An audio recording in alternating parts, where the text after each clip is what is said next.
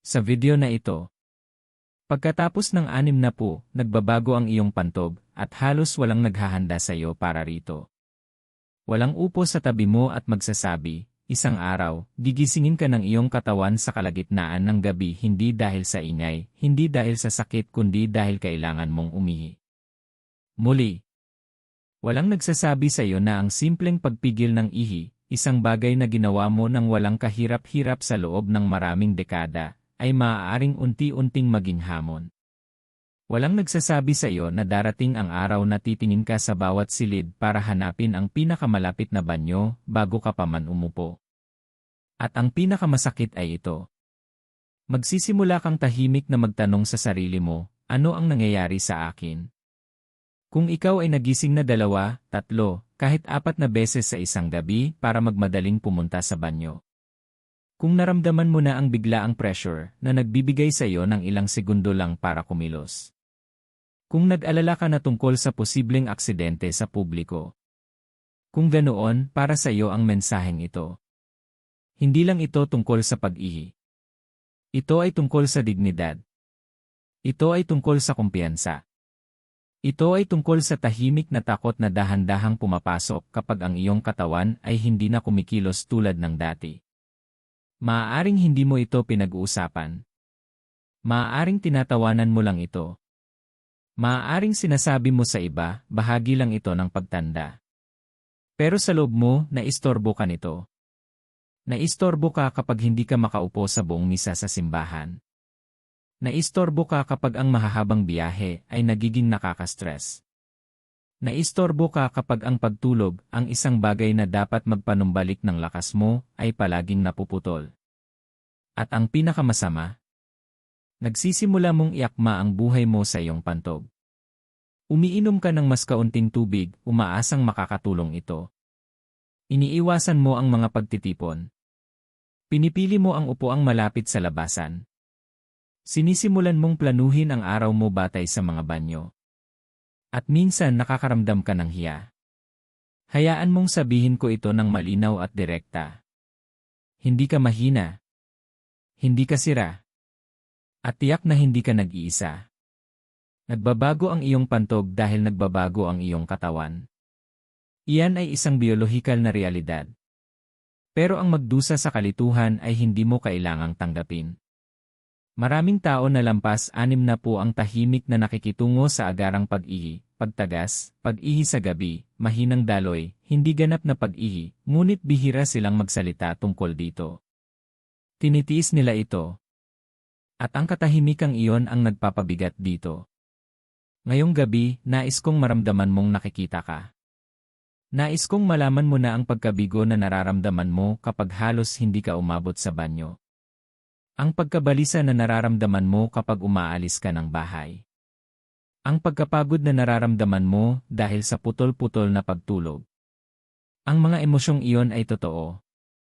May halaga ang mga ito. At mahalaga ang mga ito. Pero narito ang makapangyarihang bahagi, at ito ang dahilan kung bakit kailangan mong manatili hanggang sa pinakadulo ng video na ito. Ang nangyayari sa iyong pantog ay hindi basta-basta. Hindi ito misteryoso. At sa maraming kaso, maaari itong mapangasiwaan.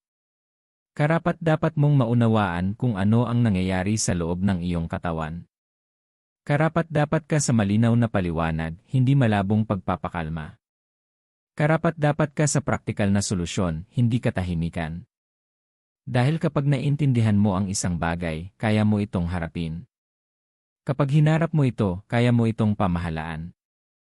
At kapag napamahalaan mo ito, nababawi mo ang kontrol. Ang video na ito ay hindi tungkol sa takot. Ito ay tungkol sa katotohanan.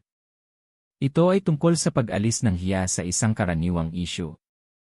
Ito ay tungkol sa pagbabalik ng iyong kumpiyansa.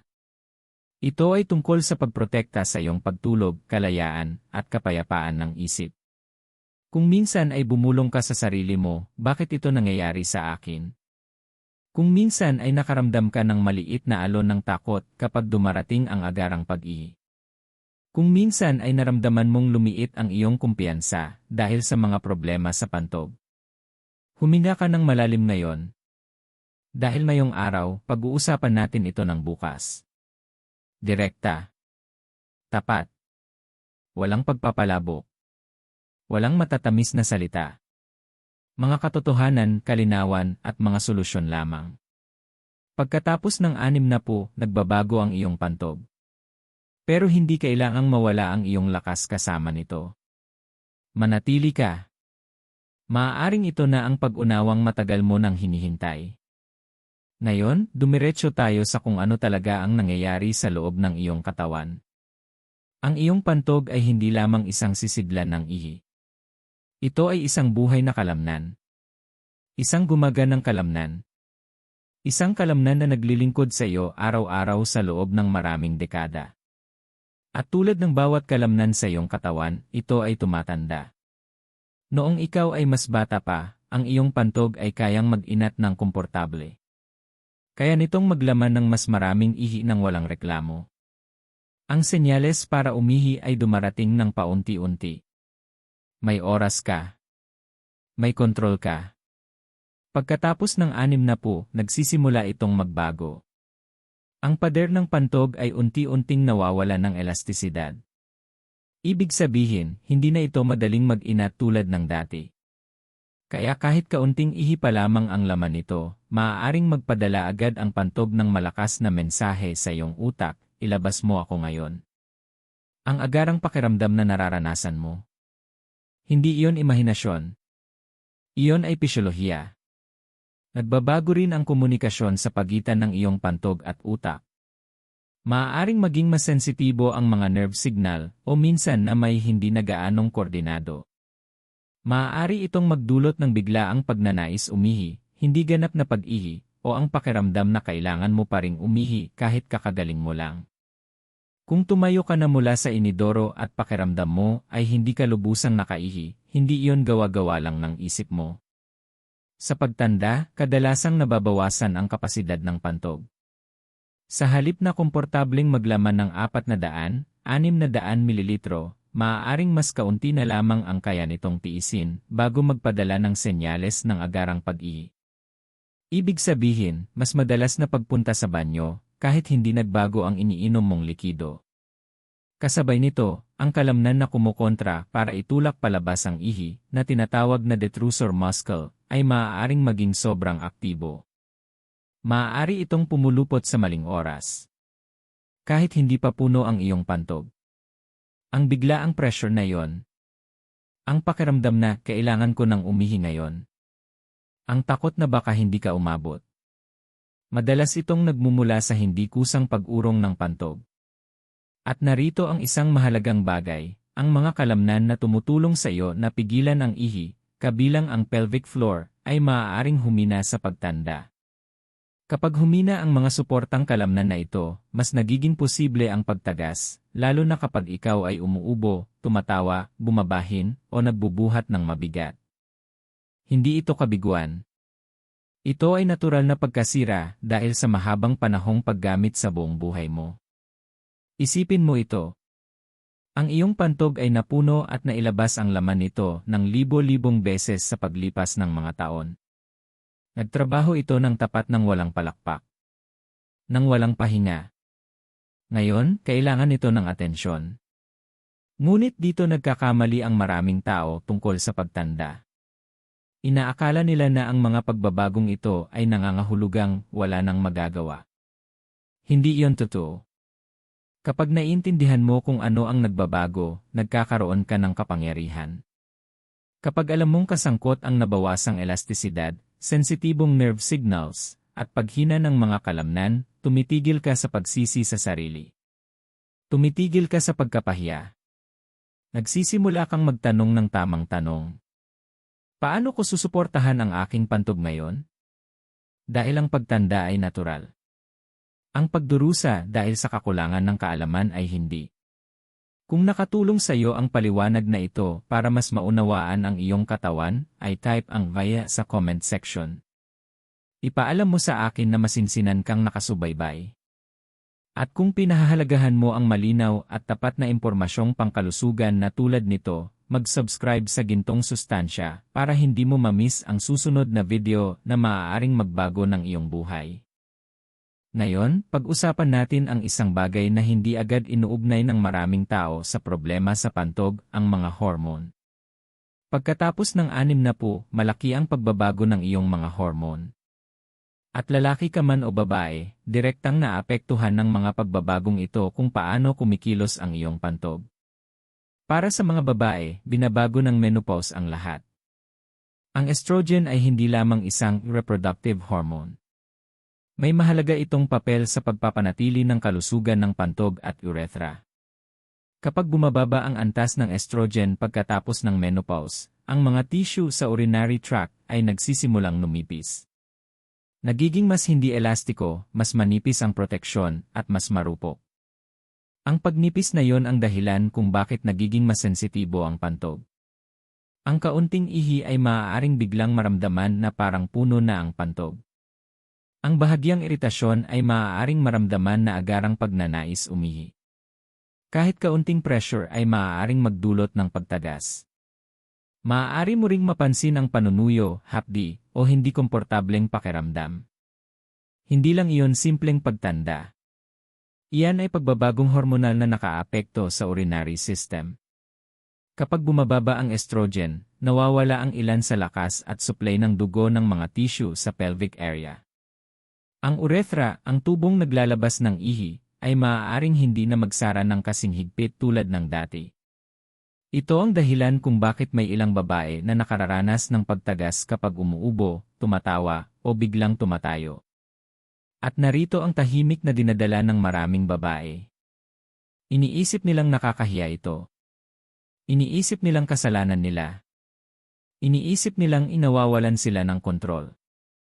Hindi. Ang iyong katawan ay umaangkop sa isang bagong realidad ng hormone. Ngayon naman, pag-usapan natin ang mga lalaki. Para sa mga lalaki, may isang salitang nagiging mahalaga pagkatapos ng 60, prostate. Ang prostate gland ay nasa ibaba lamang ng pantog at nakapaligid sa urethra. Habang tumatanda ang mga lalaki, kadalasang lumalaki ang prostate. Ito ay napakakaraniwan. Tinatawag itong benign prostatic hyperplasia, (BPH). Kapag lumaki ang prostate, pinipisil nito ang urethra na parang clamp na nakadiin sa hose. Ang resulta? Mahinang daloy ng ihi. Hirap simulan ang pag-ihi. Patak-patak sa huli. Pakiramdam na hindi lubusang nailabas ang ihi. Madalas na pag-ihi sa gabi. Minsan, nakatayo ka roon at naghihintay na magsimula ang daloy. Minsan, tapos ka na, pero ilang sandali lang ay pakiramdam mo kailangan mong umihi muli. Nakakainis iyon. Minsan pa nga'y nakahihiya. Pero narito ang katotohanan, isa ito sa pinakakaraniwang kondisyon sa tumatandang mga lalaki. Hindi ito parusa. Hindi ito kabiguan. Ang mga hormone tulad ng testosterone ay nagbabago rin sa paglipas ng panahon na nakaapekto sa paglaki ng prostate at pagiging sensitibo ng pantog. At parehong lalaki at babae ay nakararanas ng pagbabago sa muscle tone at tugon ng mga nerve habang nagbabago ang antas ng hormone. Kaya kapag pakiramdam mo ay iba na ang iyong pantog pagkatapos ng 60, hindi iyon basta-basta. Ang mga hormone ay nakaapekto sa lakas ng mga tissue. Ang mga hormone ay nakaapekto sa pagiging sensitibo. Ang mga hormone ay nakaapekto sa koordinasyon ng mga kalamnan. Kung naisip mo na kung bakit ayos naman ang lahat bago ang menopause o bago ka magnegatibo 60 at pagkatapos ay biglang nagbago, ito ang dahilan. Hindi ka pinagtaksilan ng iyong pantog. Nagbago ang iyong panloob na kemikal na balanse. Ang pag-unawang iyon ang nag-aalis ng takot. Pinapalitan nito ang hiya ng kalinawan. At ang kalinawan ang simula ng pagkakaroon muli ng kontrol. Ngayon, harapin natin ang isa sa pinaka-nakakapagod na bahagi ng pagbabago ng pantog pagkatapos ng 60, ang pag-ihi sa gabi. Nakatulog ka na sa wakas. Nagsisimula nang mag-relax ang iyong katawan. At bigla nagmulat ang iyong mga mata. Ang pamilyar na pressure na yon. Tumingin ka sa orasan. 1 oras 17 minuto. Maingat kang naglalakad papunta sa banyo, sinusubukang huwag tuluyang magising. Bumalik ka sa kama. Ipikit ang mga mata. Habang muli kang inaantok, mangyayari na naman. 3 oras 2 minuto am. Pagkatapos, baka 4 oras 45 minuto am. Pagsapit ng umaga, hindi ka nakapagpahinga. Ubos ang lakas mo. Ito ay tinatawag na nocturia, ang paggising sa gabi upang umihi. At pagkatapos ng 60, ito ay nagiging napakakaraniwan. Ngunit ang pagiging karaniwan ay hindi nangangahulugang hindi ito nakapipinsala. Sa bawat pagkaantala ng iyong pagtulog, nawawalan ang katawan mo ng bahagi ng recovery cycle nito. Sa malalim na tulog nililinis ng utak ang mga toxin. Doon nagiging mas matatag ang blood pressure. Doon nag-aayos ang immune system. Ang paulit-ulit na paggising ay nakaapekto sa memorya, mood, konsentrasyon, at enerhiya. At narito ang isang seryosong bagay, ang pag-ihi sa gabi ay nagpapataas ng panganib ng pagkadulas o pagkahulog. Sa dilim, kapag inaantok ka, kapag hindi matatag ang balanse mo, maraming pinsala sa mga nakatatanda ang nangyayari sa mga gabing pagpunta sa banyo. Ngayon, unawain natin kung bakit ito nangyayari. Una, habang tayo'y tumatanda, nababawasan ang kapasidad ng pantog. Hindi na ito kayang maglaman ng kasing dami ng dati. Ikalawa, maaaring bumaba ang produksyon ng katawan ng isang hormone na tinatawag na antidiuretic hormone na tumutulong upang bawasan ang paggawa ng ihi sa gabi. Ibig sabihin, patuloy na gumagawa ang iyong mga bato ng mas maraming ihi kahit ikaw ay natutulog. Ikatlo, kapag ikaw ay nakahiga, ang likidong naipon sa iyong mga binti sa maghapon ay bumabalik sa daluyan ng dugo. Sinasala ito ng mga bato at mas maraming ihi ang nabubuo. Iyan ang dahilan kung bakit may mga taong mas madalas umihi sa gabi kahit hindi naman sila uminom ng marami bago matulog. Mayroon ding mga kondisyong medikal na nakaambag. Diabetes. Mga problema sa puso. Sleep apnea. Ilang uri ng gamot.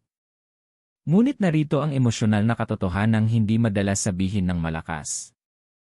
Ang pag-ihi sa gabi ay nagnanakaw ng kapayapaan. Nagsisimula kang matakot matulog.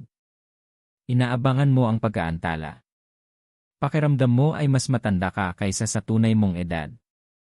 At ang kakulangan sa tulog ay nakaapekto sa lahat, pasensya, mood, relasyon, kahit sa espiritual na buhay. Mas madali kang magalit. Mas madali kang mag-alala. Mas nanghihina ka sa maghapon. At pagkatapos ay nagsisimula ang isang mapanganib na siklo, ang pagkapagod ay lalong nagpapahina sa kontrol ng pantog dahil mas mabagal tumugon ang pagod na mga kalamnan. Kaya lalo pang lumalala ang problema. Ngunit ang pag-unawa sa nocturia ay nagbibigay muli sa iyo ng kapangyarihan.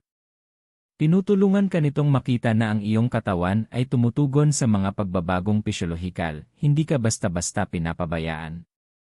Kapag nakilala mo ang pattern, maaari mong simulan ang tamang pag-timing ng pag-inom ng likido, pag-angat ng mga binti sa maghapon, pagrepaso ng gamot kasama ang iyong doktor, at mga estratehiya sa bladder training. Hindi pagiging perpekto ang layunin. Ang layunin ay mas kaunting pagkaantala. Mas ligtas na gabi. Mas maayos na pahinga. Dahil ang pagtulog pagkatapos ng 60 ay hindi luho. Ito ay pangangailangan para sa kaligtasan. Ngayon, pag-usapan natin ang isang pagkakamali na maraming nakatatanda ang nagagawa ng hindi nila namamalayan, ang tahimik na bitag ng dehydration. Maaaring iniisip mo na kung mas kaunti ang inumin mong tubig, mas kaunti ka ring ihi. Na kung iwas ka sa mga likido, kakalma ang iyong pantog. Ngunit isa ito sa mga pinakamapanganib na maling paniniwala tungkol sa pagtanda at kalusugan ng pantog. Kapag nililimitahan mo ang pag-inom ng tubig, nagiging masyadong concentrated ang iyong ihi. Ang concentrated na ihi na ito ay nakairita sa lining ng pantog, nagdudulot ng pamamaga at mas matinding urgency. Ang mismong bagay na iniiwasan mo, ang madalas na pagpunta sa banyo, ay lalo pang lumalala. Ang dehydration ay nakaapekto rin sa muscle tone. Ang mga kalamnan ng iyong pantog at pelvic floor ay nangangailangan ng sapat na hydration upang gumana ng maayos. Kapag kulang sa tubig, maaaring mas mabilis humina ang mga kalamnan na ito, kaya mas nagiging mahirap kontrolin ang pag-ihi at tumataas ang panganib ng pagtagas. At may isa pang nakatagong panganib. Ang matagal na dehydration ay maaaring makaapekto sa iyong mga bato. Sa paglipas ng panahon, mas napipilitang magtrabaho ang mga bato upang salain ang concentrated na ihi. Maaari itong humantong sa kidney stones, urinary tract infections, at pangmatagalang stress sa bato, na lahat ay maaaring magpalala ng mga sintomas sa pantog. Ngunit ang solusyon ay simple at tila kabaligtaran ng iniisip. Ang pag-inom ng sapat na tubig sa tamang oras ay maaaring makatulong upang mabawasan ang urgency. Inirerekomenda ng mga eksperto ang paghahati-hati ng pag-inom ng likido sa buong maghapon sa halip na biglaang pag-inom ng marami ng minsanan at pagbabawas ng pag-inom 2-3 oras bago matulog upang maprotektahan ang iyong tulog. Simulan ang araw sa isang baso ng tubig. Uminom ng paunti-unti sa umaga at hapon. Panatilihing hydrated ang sarili, ngunit dahan-dahang bawasan ang pag-inom habang papalapit ang oras ng pagtulog. Ang simpleng gawin na ito ay sumusuporta sa kalusugan ng pantog at binabawasan ang iritasyong nagdudulot ng patuloy na urgency. May ilang nakatatanda rin na bumabawi sa pamamagitan ng pag-inom ng may caffeine o matatamis na inumin upang manatiling gising. Ngunit ang caffeine at asukal ay mga irritant ng pantog. Pinapasigla nila ang pantog na mag-contract, kaya nagkakaroon ng biglaang at agarang pagnanais umihi. Kaya kahit maingat ka sa pag-inom ng tubig, mahalaga rin kung ano ang iniinom mo. Narito ang emosyonal na realidad, maraming nakatatanda ang tahimik na nagdurusa dahil iniisip nilang ang pagbawas ng tubig ang sagot. Nakakaranas sila ng madalas na pagpunta sa banyo, aksidente, o hindi komportableng pakiramdam, habang hindi nila alam na lalo lamang nilang pinapalala ang problema. Maaaring nakakaramdam ka ng pagkabigo. Maaaring pakiramdam mo ay naipit ka. Maaaring sinisisi mo pa ang sarili mo. Ngunit ang katotohanan ay, ang iyong katawan ay tumutugon lamang sa isang maling pagkaunawa, isang simpleng gawin na maaaring itama. Ang magandang balita ay sa pamamagitan ng matalinong pamamahala ng hydration, maaari mong mabawi ang kontrol sa iyong pantog. Maaari mong mabawasan ang biglaang urgency, mapabuti ang ginhawa, at matulog ng mas payapa. Isipin ang iyong pantog bilang isang sensitibo at masipag na katuwang. Tratuhin ito ng may respeto at tamang suporta, at bibigyan ka nito ng katatagan at kumpiyansa. Kapag hindi mo ito pinansin o sinubukan mo itong dayain sa pamamagitan ng paghihigpit sa likido, tutugon ito ng urgency, iritasyon, at pagkaantala. Ang pag-unawa rito ang unang hakbang sa pagbawi ng kontrol. Ang kaalaman ay kapangyarihan. Kapag alam mo kung paano tumutugon ang iyong pantog sa hydration, titigil ka sa paggawa ng mga mapaminsalang desisyon. Magsisimula kang gumawa ng sinadya at suportadong mga pagpili. Hindi ito tungkol sa pagiging perpekto. Ito ay tungkol sa pagkatuto kung paano gumagana ang iyong katawan at pagbibigay dito ng kailangan nito. Dahil pagkatapos ng 60, kahit maliliit na pagbabago sa pang-araw-araw na gawi ay maaaring magdulot ng malaking pagkakaiba sa ginhawa, kumpiyansa, at kalidad ng buhay. Kung sinubukan mo nang umiwas sa tubig upang mapigil ang urgency, maglaan ng sandali at kilalanin ang pagkakamaling iyon. Ang kamalayan pa lamang ay unang hakbang tungo sa pagbabago. Hindi kailangang kontrolin ng iyong pantog ang iyong buhay. Sa pag-unawa sa hydration at tamang timing, maaari mong simulang bawiin ang iyong kalayaan, kapayapaan, at dignidad. Ngayon, pag-usapan naman natin ang isa pang nakatagong salik na tahimik na nagpapalala ng problema sa pantog, ang mga pagkain at inuming kinokonsumo mo araw-araw. Pagkatapos ng 60, nagiging masensitibo ang iyong pantog. Ang mga bagay na dati ay hindi mo napapansin ay maaari nang magdulot ng agarang pagnanais umihi, iritasyon, o kahit pagtagas. May ilang karaniwang pagkain at inumin na pangunahing sanhi nito, at maraming nakatatanda ang hindi agad napapansin ang epekto hanggang sa huli na. Ang caffeine ay isa sa pinakamalaking salarin. Ang kape, tsaa, at energy drinks ay nagpapasigla sa pantog, na nagiging sanhi ng biglaang pag-urong nito. Ang pag-urong na iyon ang lumilikha ng agarang pakiramdam na, kailangan ko nang umihi ngayon, kahit hindi pa puno ang iyong pantog. Ang tasa ng kape sa umaga na dati mong kinagigiliwan ay maaari na ngayong magdulot ng sunod-sunod na pagpunta sa banyo bago pa magtanghali. Ang soda at mga carbonated na inumin ay nakairita rin sa pantog. Ang carbonation, kasama ng asukal o artificial sweeteners, ay nagpapataas ng pagiging sensitibo at urgency ng pantog. Kahit ang diet soda ay hindi rin ligtas. Ang artificial sweeteners ay maaaring magdulot ng pamamaga sa mga tissue ng pantog at magpasimula ng pag-urong nito. Ang alak ay isa ring tahimik na irritant. Habang ang isang baso ng alak o malamig na beer ay maaaring magbigay ng pakiramdam ng pagre-relax, ang alak ay isang diuretic.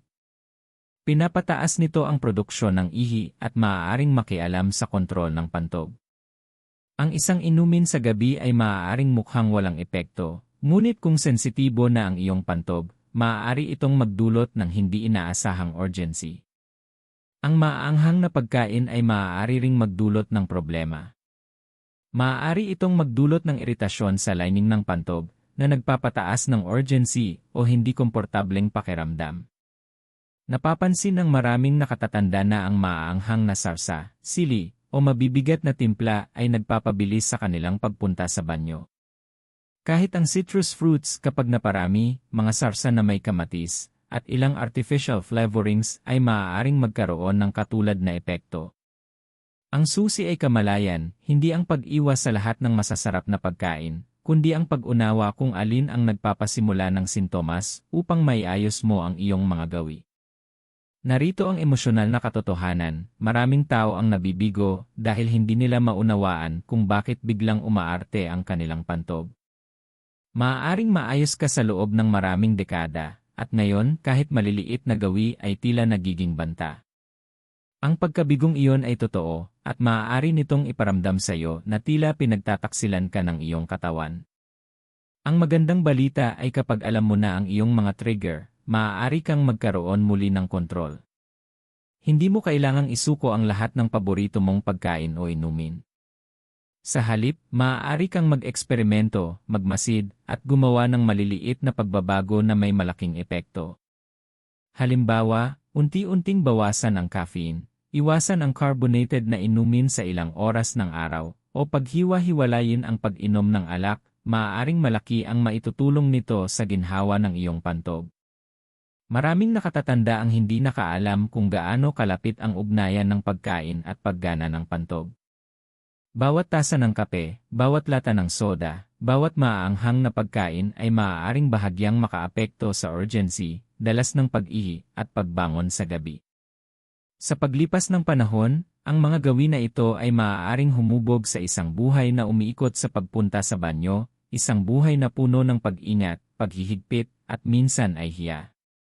Sa pagbibigay pansin at paggawa ng may kamalayang desisyon, nababawi mo ang kapangyarihan. Ikaw ang kumokontrol sa iyong pantog sa halip na ito ang kumokontrol sa iyo. Maaari mong ma-enjoy ang mga pagkain, inumin, at pagtitipon ng walang palaging pag-aalala. Sensitibo ang iyong pantog. Ngunit ang pagiging sensitibo ay hindi nangangahulugang wala kang magagawa. Sa pamamagitan ng kamalayan at simpleng pagbabago, maaari mong mabawasan ang biglaang urgency, maibalik ang ginhawa, at mabawi ang kumpiyansa. Kung nakaramdam ka na ng pagkabigo dahil tila pinagtaksilan ka ng paborito mong pagkain o inumin, huminto sandali at kilalanin yon. Ang kamalayang iyon ang unang hakbang tungo sa pagbabago. Sa pag-unawa sa mga trigger ng iyong pantog, unti-unti mong binabawi ang iyong buhay, isang pagkain, isang inumin, at isang desisyon sa bawat pagkakataon. Ang maliliit na pagbabago ay maaaring magbigay ng pakiramdam ng kalayaan. Maaari nitong ibalik ang iyong kasarinlan. At maaari nitong ibigay ang dignidad at kapayapaan ng isip na nararapat sa bawat taong lampas 60.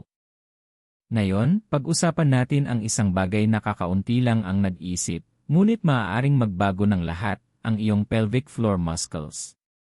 Karamihan sa mga tao ay pamilyar sa biceps, quadriceps, o maging sa core muscles. Ngunit ang pelvic floor ay isang nakatagong grupo ng mga kalamnan na may napakahalagang papel sa pagkontrol ng pantog. Pagkatapos ng 60, natural na humihina ang mga kalamnan na ito. At kapag humina sila, nawawala ng sapat na suporta ang iyong pantog. Kaya mas madalas mangyari ang pagtagas, urgency, at ang biglaang pakiramdam na, kailangan ko nang umihi ngayon. Isipin ang iyong pelvic floor bilang isang duyan o lambat. Sinusuportahan nito ang iyong pantog, ang urethra, at iba pang internal organs.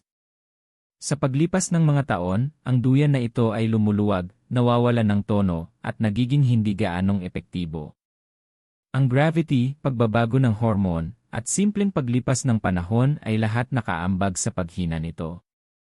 Para sa mga babae, ang panganganak, menopause, at pagbaba ng estrogen ay nagpapatingkad sa paghina ng pelvic floor. Para sa mga lalaki, ang paglaki ng prostate, mga operasyon, o simpleng pagtanda ng mga kalamnan ay maaaring magpababa ng lakas at koordinasyon. Ngunit pareho ang prinsipyo, kapag humina ang mga suportang kalamnan, mas nahihirapan ang pantog, at mas nagiging posible ang urgency o pagtagas. Narito ang makapangyarihang bahagi, maaaring sanayin ang pelvic floor muscles. Tumutugon sila sa ehersisyo, tulad ng ibang kalamnan sa iyong katawan.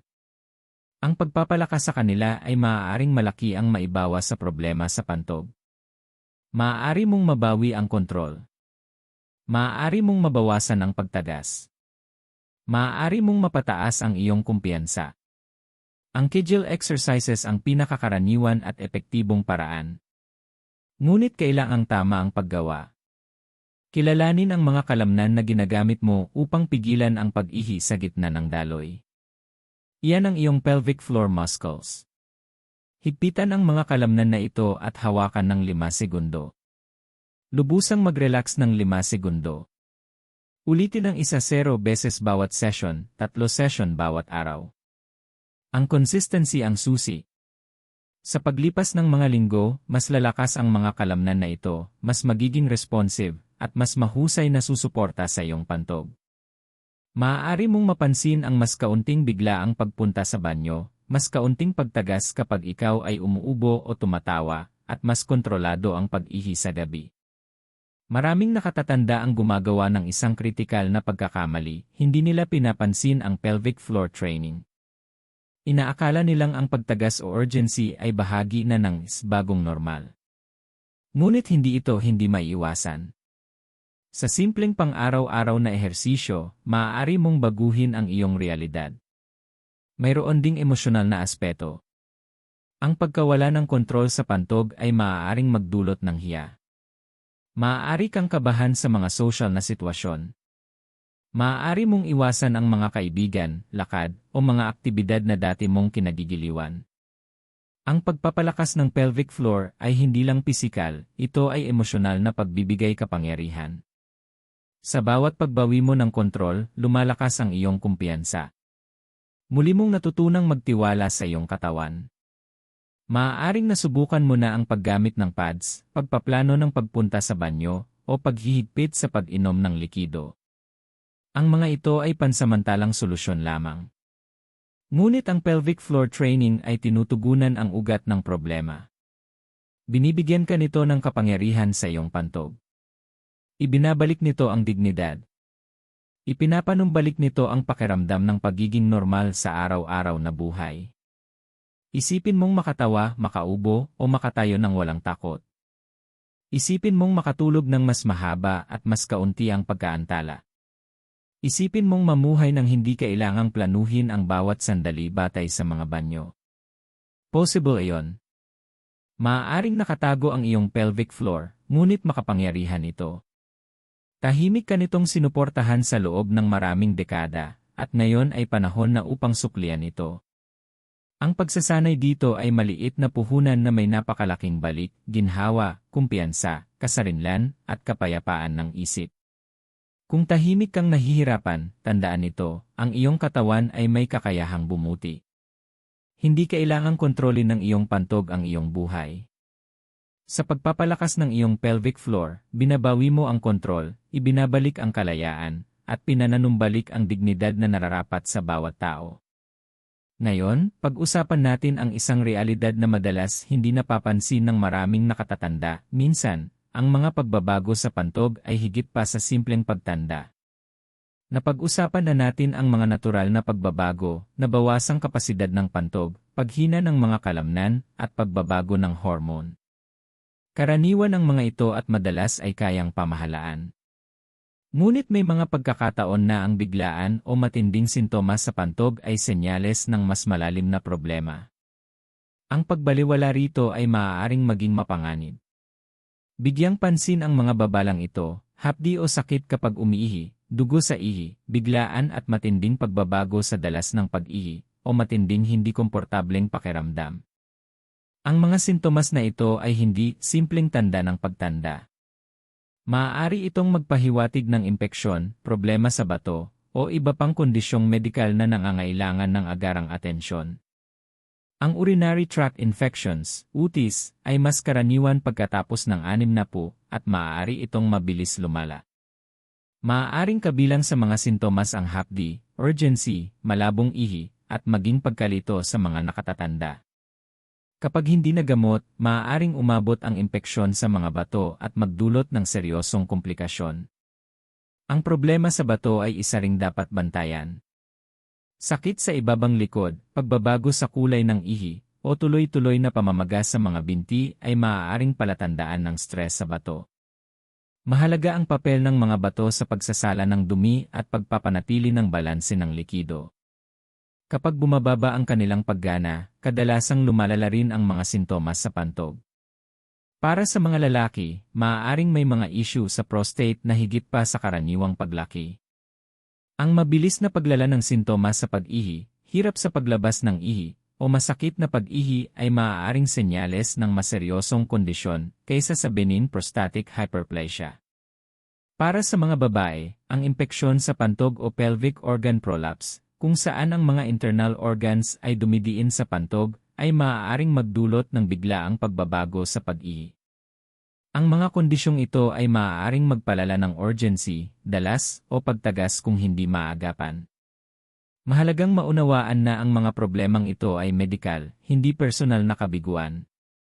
Hindi ka mahina. Hindi ka sira. Ang iyong katawan ay nagpapadala ng senyales na may kailangang bigyang pansin. Maraming nakatatanda ang tahimik na nagtitiis, iniisip na ito ay normal na pagtanda. Tinatanggap nila ang hindi komportableng pakiramdam, nililimitahan ang pag-inom ng tubig, at inaangkop ang kanilang buhay sa problema sa pantog. Ngunit ang totoo, ang maagang pagtuklas ng mga medikal na issue ay maaaring makaiwas sa komplikasyon, makabawas ng sintomas, at makapagpanumbalik ng kalidad ng buhay. Kahit maliliit na pagbabago ay hindi dapat baliwalain. Ang hapdi, urgency, sakit, o dugo sa ihi ay mga mensahe, humihingi ng tulong ang iyong katawan. Ang agarang pagpapatingin sa doktor ay maaaring magdulot ng malaking pagkakaiba. Sa emosyonal na aspeto, madaling makaramdam ng kaba o hiya tungkol sa mga sintomas na ito. Maaaring iwasan mong sabihin sa pamilya o doktor dahil natatakot kang husgahan o baliwalain. Ngunit ang pananahimik ay lalo lamang nagpapalala ng epekto, pisikal man o emosyonal. Ang pag-amin sa problema, paghingi ng tulong, at pagkilos ay tanda ng lakas, hindi kahinaan. Ang pinakamahalagang mensahe ay ito, habang may mga pagbabago sa pantog na bahagi ng normal na pagtanda, may iba na hindi. Ang pagkakaiba ng dalawa ay napakahalaga para sa iyong kalusugan, kasarinlan, at kapayapaan ng isip. Karapat-dapat ka sa malinaw na paliwanag. Karapat-dapat ka sa tamang pangangalaga sa tamang oras.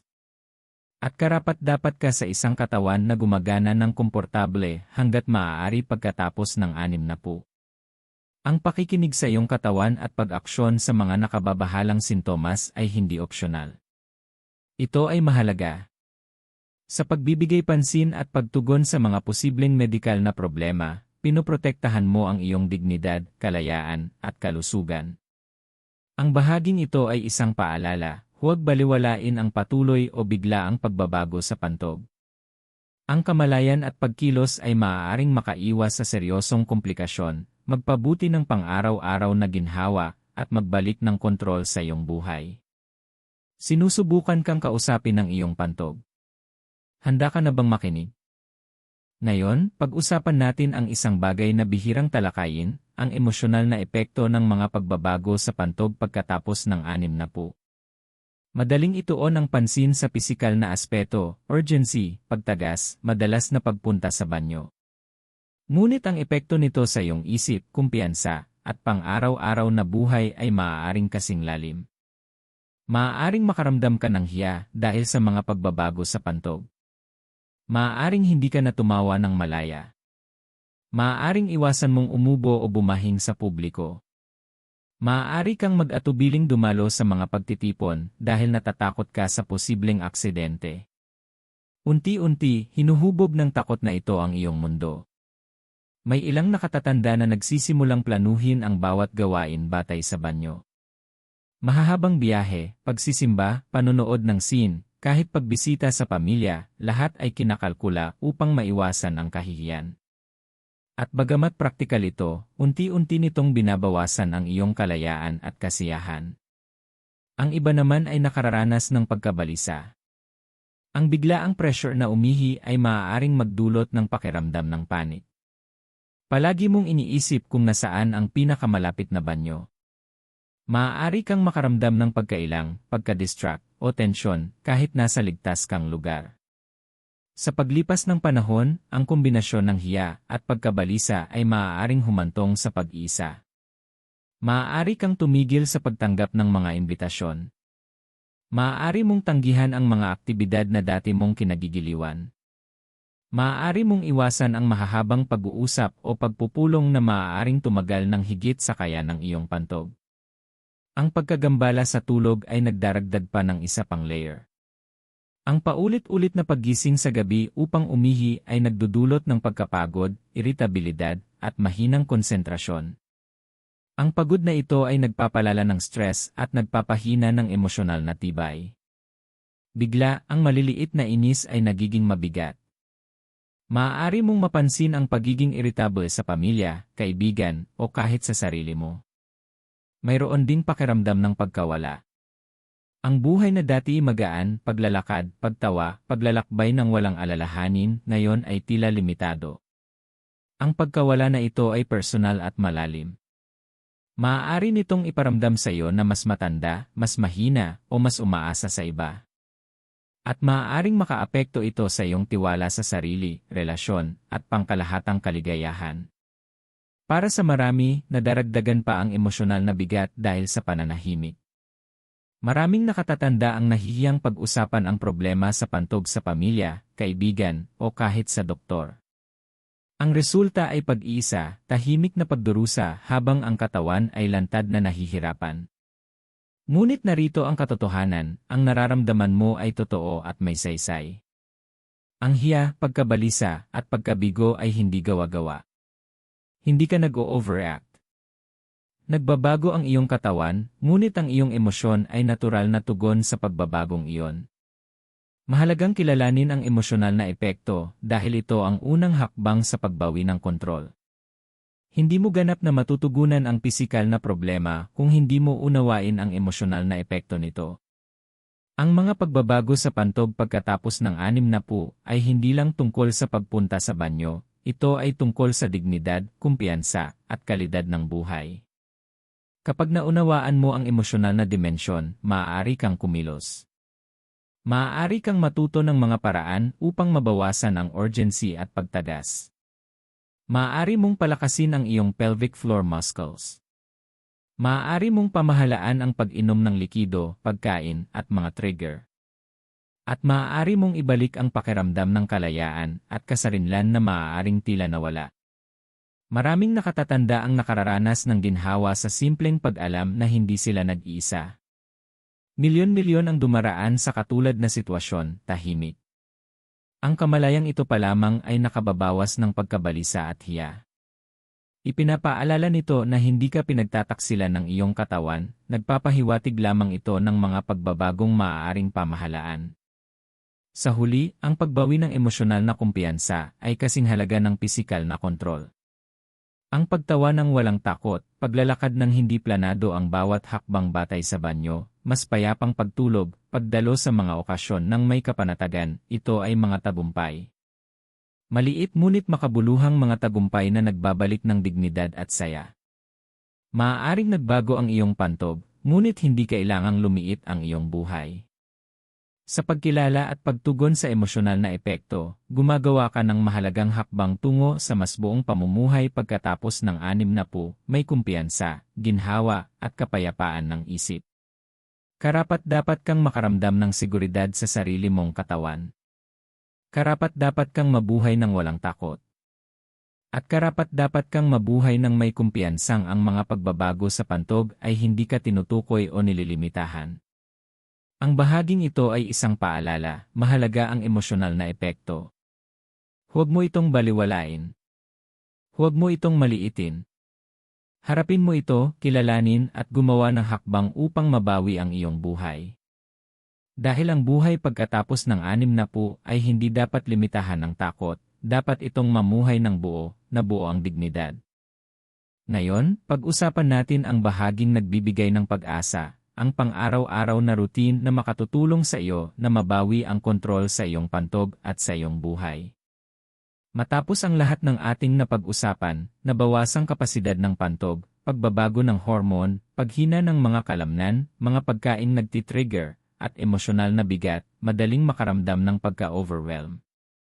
Ngunit ang totoo, ang maliliit at tuloy-tuloy na hakbang ay maaaring magdulot ng napakalaking pagbabago. Hindi mo kailangang baguhin ang buong buhay mo. Kailangan mo lang ng malinaw na plano. Simulan sa umaga. Mahalaga ang hydration. Umpisahan ang araw sa isang baso ng tubig. Mas maayos na gumagana ang pantog kapag ito ay suportado ng tamang hydration. Pagkatapos, maglaan ng ilang minuto para sa pelvic floor exercises. Ang pagpapalakas sa mga kalamnan na ito araw-araw ay nagbabalik ng suporta sa pantog at nakababawas ng urgency at pagtagas. Kahit 0 minuto bawat araw ay maaaring magpakita ng resulta sa paglipas ng panahon. Sa maghapon, maging maingat sa iyong kinakain at iniinom. Bawasan ang mga bladder irritants tulad ng caffeine, soda, alak at maaanghang na pagkain. Sa halip, pumili ng balanseng pagkain at uminom ng sapat na tubig mas maaga sa araw. Ang banayad na paggalaw, paglalakad, pag-stretch, o magaang ehersisyo ay nakatutulong sa daloy ng dugo at sumusuporta sa kalusugan ng pantog. Iwasan ang matagal na pag-upo ng walang galaw dahil maaaring maipon ang likido sa mga binti at magpalala ng pag-ihi sa gabi. Habang papalapit ang gabi, ayusin ang pag-inom ng likido. Bawasan ito 2-3 oras bago matulog upang mabawasan ang pagbangon sa gabi. Siguraduhing ganap na mailabas ang ihi bago humiga. May ilang nakatatanda na nakatutulong ang pagkakaroon ng routine, huling pagpunta sa banyo, ilang banayad na pelvic floor contractions, at mga relaxation technique upang ihanda ang katawan sa tuloy-tuloy na pahinga. Mahalaga rin ang lingguhang pag-monitor ng sintomas. Itala ang dalas ng urgency, pag-ihi at pagtagas. Pansinin ang mga pagkain, inumin o sitwasyong nagpapalala ng sintomas. Ang ganitong kamalayan ay tumutulong sa iyo na gumawa ng maliliit na pagbabago at matukoy kung ano ang pinakaangkop para sa iyong katawan. Tandaan, hindi ito tungkol sa pagiging perpekto. Ito ay tungkol sa paglikha ng ritmo na sumusuporta sa iyong pantog, ginhawa at dignidad. Ito ay tungkol sa pagbawi ng mga gabing may payapang tulog, mga umagang walang panik dahil sa urgency, at mga araw na hindi umiikot sa paghanap ng banyo. Yakapin ang maliliit na tagumpay. Tumawa ng malaya. Tumayo ng walang takot. Maglakbay, makisalamuha at mamuhay ng buo. Hindi kailangang kontrolin ng iyong pantog ang iyong buhay. Mayroon kang mga kasangkapan, kaalaman, at estratehiya upang mabawi ang iyong kasarinlan at kumpiyansa. Higit sa lahat, huwag baliwalain ang patuloy o lumalalang sintomas. Kung may sakit, hapdi, dugo sa ihi, o bigla ang matinding pagbabago, kumonsulta agad sa healthcare provider. Ang maagang pagkilos ay makaiiwas sa komplikasyon at mas mabilis na maibabalik ang normal na paggana. Ang pang-araw-araw na routine na ito, hydration sa umaga, pelvic floor exercises, maingat na pagkain, tamang timing ng likido, paggalaw, at pag-track ng sintomas, ang iyong gabay tungo sa ginhawa. Ito ang paraan mo ng pag-aalaga sa iyong katawan ng may pag-unawa, hindi takot. Ito ang landas tungo sa dignidad. Kung handa ka ng pangasiwaan ang kalusugan ng iyong pantog at ang iyong buhay, magsimula ngayon. Ang maliliit ngunit tuloy-tuloy na hakbang ay bumubuo ng kumpiyansa at nagbabalik ng kasarinlan.